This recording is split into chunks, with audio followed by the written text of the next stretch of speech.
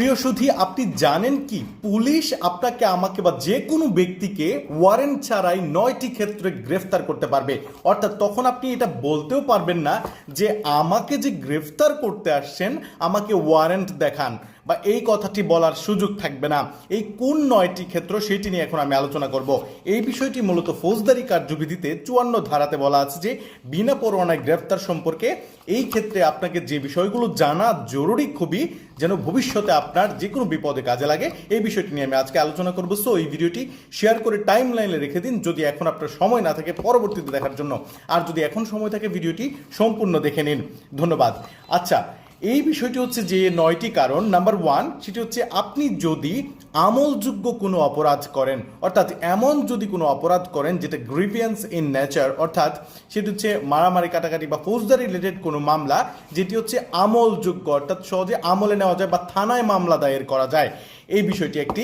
Number 2, যে বিষয়টি ঘর ভাঙার সরঞ্জাম বা কোনো একটি ঘর ভাঙার সরঞ্জাম যদি আপনার কাছে থাকে বা ঘর ভাঙতে গেছেন দলবল নিয়ে, এরকম সরঞ্জাম যদি আপনার কাছে পাওয়া যায়। দ্বিতীয়ত হচ্ছে যে আপনি যদি ঘোষিত কোনো অপরাধী হয়ে থাকেন সমাজে, অথবা কোনো ব্যক্তি যদি ঘোষিত কোনো অপরাধী হয়ে থাকে তাহলে ওই অপরাধীর ক্ষেত্রে।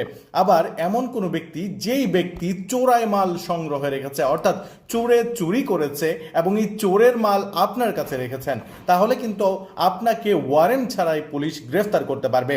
আবার পুলিশ একটি কাজ করছে বা আসামি ধরতে গেছে, এক্ষেত্রে আপনি পুলিশকে বাধা দিচ্ছেন, অথবা ঘরে পুলিশ প্রবেশ করতে যাচ্ছে বাট আপনি চোর ধরার জন্য বা আসামি ধরার জন্য ঘরে পুলিশকে বাধা দিচ্ছেন ঢোকার জন্য।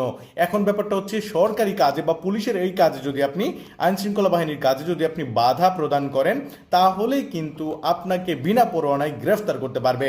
অ্যান্ড নাম্বার 6, সশস্ত্র বাহিনী থেকে পলায়ন করলে, অর্থাৎ আপনি সশস্ত্র বাহিনীতে ছিলেন কিন্তু আপনি সেখান থেকে পলায়ন করেছেন, এখন আপনাকে কিন্তু বিনা পরোয়ানায় গ্রেফতার করা যাবে। তারপর আপনি যদি এমন কোনো অপরাধ করেন যেটা দেশের বাইরে, অর্থাৎ প্রবাসে আমাদের অনেকেই আছে, ওখান থেকে যদি কখনো কেউ অপরাধ করে তাহলে ওই ব্যক্তি যখন দেশে আসবে তাকে বিনা পরোয়ানায় গ্রেফতার করা যাবে।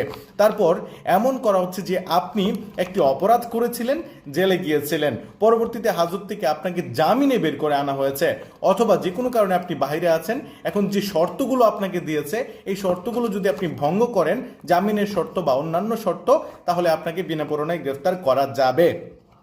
তারপর ব্যাপারটি দেখা গেছে যে অন্য একটি থানায় অপরাধ হয়েছে, কিন্তু আপনি আপনার জেলাতে অপরাধ করে চলে এসেছেন, অন্য থানা থেকে তখন এই আপনার থানাতে একটি মেসেজ পাঠিয়েছে বা চিঠি পাঠিয়েছে আপনাকে গ্রেফতার করার জন্য।